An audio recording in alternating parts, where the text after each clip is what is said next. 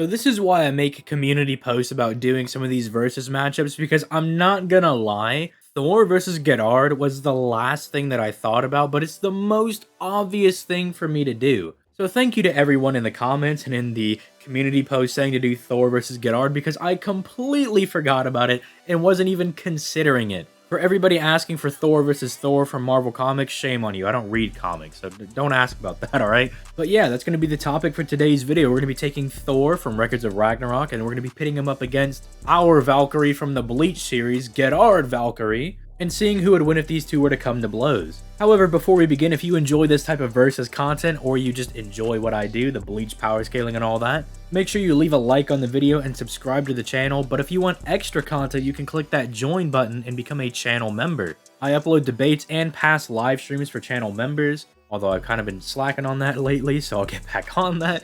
Relax, I was at vacation, right? I was partying it up at Disney, alright? You gotta forgive me for not debating people while I'm out there at Disneyland, although admittedly that probably would have been really funny. Anyway, with all that being said, let's just go ahead and dive right into this video. So I kind of already talked about Thor's scaling when I did that Lu Bu video a few days ago, and it really just boils down to what statements you want to accept, because there's a lot of good statements out there for Thor. I mean, at the baseline, there's plenty saying that Mjolnir can crush the continents, or even just entirely destroy the planet. But then things start to get a bit more intense, because in the anime, they actually say that Thor is the strongest of the gods, which I know not a lot of people were really happy about that, but that is something that they threw in there. I will also say that Zeus did seem to be the only one that knew what Thor was doing when he was like pulling out his techniques, and Zeus was the only one that was aware of like Thor's quote-unquote true power. And then in the next fight, especially in the anime, they definitely portray Zeus as being the strongest of the gods.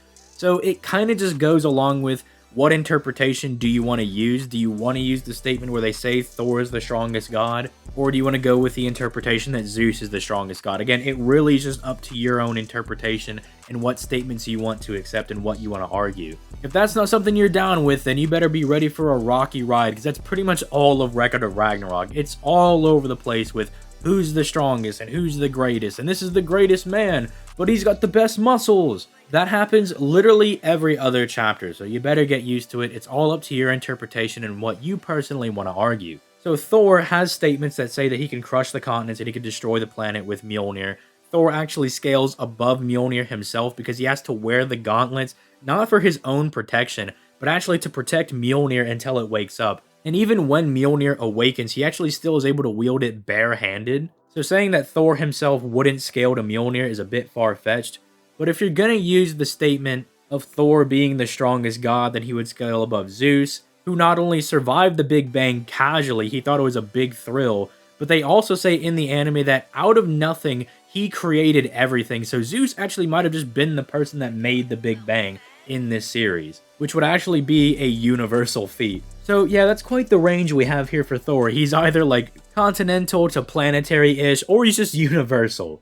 Gerard, on the other hand, is pretty easy to scale. I mean, he just blatantly scales above like most of the entire cast. Probably the best showing he has to just easily scale him somewhere with AP is the fact that he's able to beat Shikai Kenpachi without his eye patch. The same Kenpachi that was beyond Gremmy's imagination, the same Grammy that can imagine pocket dimensions that are low multi-galaxy in their size, because we can actually see galaxies and nebulas inside of the pocket dimension he creates when he throws Kenpachi out there. So like baseline for Gerard is like low multi-galaxy. And then depending on how you want to argue some of the Yamamoto scaling, you might actually be able to get him to universal. That also does depend on how large you think the Soul Society is, because I know that's a bit contentious. The Soul Society is either argued at being multi-solar system or its own time space. And then there's also the debate of like destroying the Soul Society. Does that mean you're destroying Mukin as well? Mukin being stated to be an infinite space. So like you could have an argument of Gerard being stronger than Yamamoto. The same guy that was said to be able to destroy the Soul Society just by merely existing.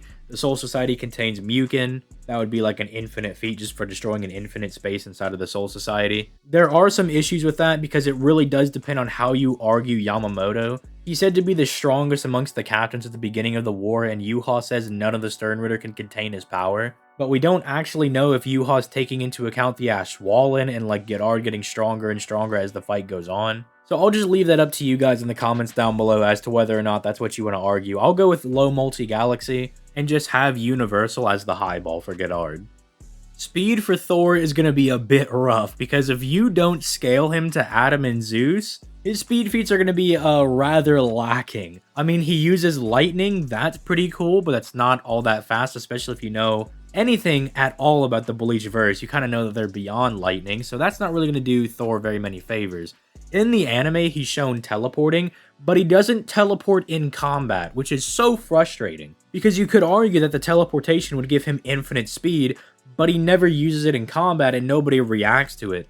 Like, God forbid he teleports and Lu Bu pulls a metal cooler and hits him mid-teleportation and just gives these guys infinite speed. But no, we don't have that. We have Thor using lightning and stuff. When Ares and Hermes are watching the fight between Zeus and Adam, they say that like lesser gods wouldn't be able to react to a lot of these punches, which implies that greater gods like Thor, who's like the strongest of the Norse pantheon at the very least, should be able to react to some of these punches, and some of the initial punches between Adam and Zeus would be around that FTL range. I mean, in the anime, they threw us a little bit of a bone, and one of Zeus's base punches is already said to be near the speed of light. So that's a bit better if you want to go with that. But, well, let's just talk about speed for Bleach.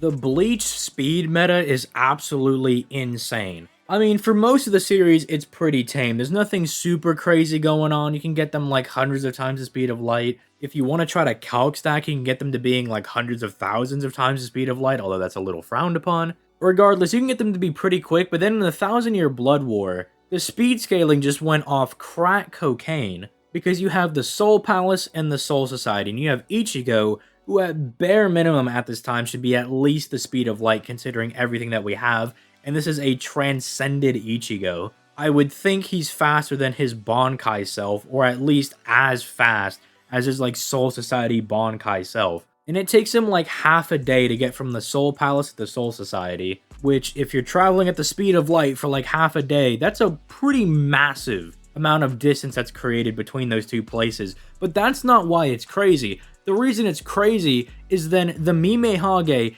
and Yuha both are able to like traverse that distance in like 2.5 seconds. The Mime Hage just is like, oh, Yuha's up there, boop, just teleports itself up there in like 2 seconds, traversing this, you know, multi-solar system sized distance in a few seconds. And then Yuha does the same thing with the Ashwallen. He just goes like, here are my hands, bam, light. It's at the Soul Society like immediately. This makes these techniques and like the Mime Hage like millions of times the speed of light. And it's so crazy because then you have people like Latato dodging it. Latato's not like an A-tier Stern Ritter. She's pretty middle of the pack. She's nothing special. The crazy thing is that like Ichigo blitzed her actually as they were fighting, which is crazy. She can react to this absolutely insane Ashwallen, but she can't react to Ichigo's casual speed. And then actually, just for more direct scaling for Gerard, Kenpachi, while like nearly dead, nearly blitzed Candace, right? Who's relative to some of the other Stern Ritter chicks. And then Gerard's able to react and swat away an actual healthy full power Kenpachi. The only argument I've heard against this is like Ichigo traveling the speed of light, but then he's millions of times the speed of light? What? I don't get it. And it's like, well, first of all, we're using the speed of light, just baseline light speed, as a massive lowball for the calc. I don't think anybody actually believes true Shikai Ichigo is only light speed. And then second of all, that's why we have travel speed and combat speed, because travel speed is often inconsistent with characters shown combat speeds. But with that being said, let's go ahead and mosey on over to the abilities and I guess the conclusion of this match. This kind of leads into my issue with Record of Ragnarok. They have these really cool characters, but they rarely give them cool abilities. Because if you know anything about Mjolnir, Mjolnir should have just libraries of the abilities that this thing can do. Like, it has so many different whack abilities, from controlling storms to time travel. Like, it's all over the place.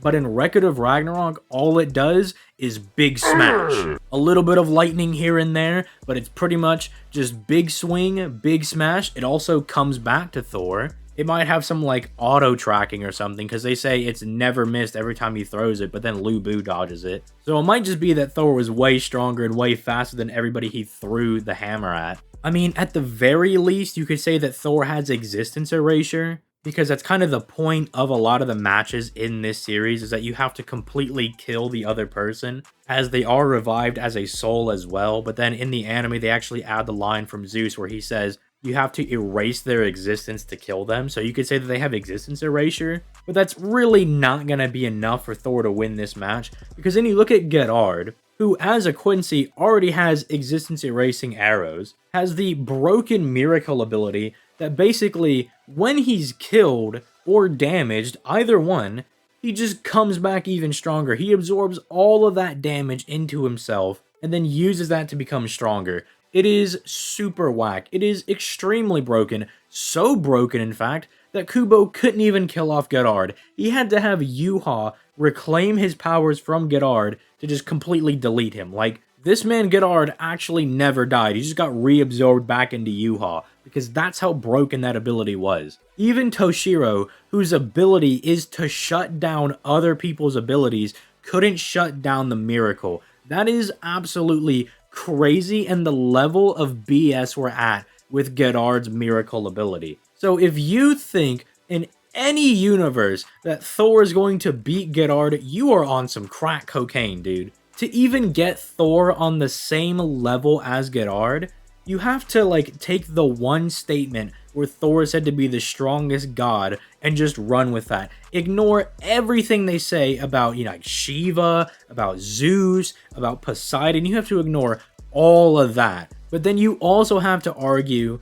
that Thor not only scales to just the baseline beginning of the fight, Zeus and Adam, which I'm fine with, because again of the statement from Ares and Hermes saying that lesser gods shouldn't be able to react to it, implying that higher tier gods should. Not that. You have to imply that he could react to Zeus and Adam at the height of their battle, when they're moving at like millions of times the speed of light. But even then, that still might not even be enough, because if then you just argue that Gerard is also on the same level of power, because if we're highballing Thor, why aren't we gonna highball Gerard and they're both at like infinite 3D levels of power, then Thor's still gonna lose. Like, there's nothing he can do. All that does is make them start off at the same level playing field, in which case Gerard's gonna win 10 times out of 10, because he's just gonna take everything Thor can throw at him and get even stronger. Not to mention, the one thing that Thor probably had going for him, the existence erasure, isn't really a big deal in Bleach, because we've had Quincy arrows since the start of the series. And sure, they might be a threat to Hollows, but really, anybody that's worth their salt in Bleach is going to be laughing at Quincy arrows. But let me know what you guys think in the comments down below. Hey, maybe there's like a Record of Ragnarok data book I didn't see, or maybe somebody pulled out one of the tweets from the author, which, by the way, I checked. There's actually 3 of them that you gotta go double check, and none of them are really tweeting out anything super useful. But hey, maybe I missed something. Maybe one of you guys went and spoke to the authors in Japan. Maybe you're just that lucky guy. Maybe you're that guy, pal. Let me know in the comments down below. Or maybe it's just the fact that Gerard stomps Thor into the dirt. The next character I'd like to use from Record of Ragnarok will be Zeus. That should be far more entertaining. I'll make a community post in the following days asking you guys who you want to see Zeus fight. Doesn't have to be from Bleach, but it does have to be from a series that I've actually read, go figure. So be on the lookout for that. With that being said, I'm going to go ahead and get out of here. You guys have yourselves a nice day. Peace, late guys.